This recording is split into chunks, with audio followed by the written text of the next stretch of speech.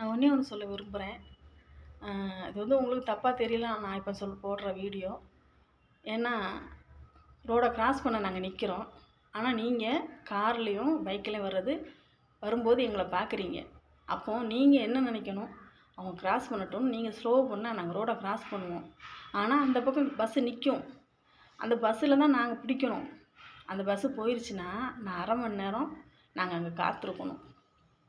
ஆனால் எனக்காக நான் சொல்கிற ஒரே ஒரு தகவல் என்னென்னா, யாராக இருந்தாலும் இந்த வீடியோ பார்த்தீங்கன்னா, இனிமேல் ரோடை கிராஸ் பண்ணும்போது ஆளுக்கு நின்றுச்சுன்னா நீ கொஞ்சம் ஸ்லோ பண்ணுங்கள், ரோடை அவங்கள கிராஸ் பண்ணட்டும்.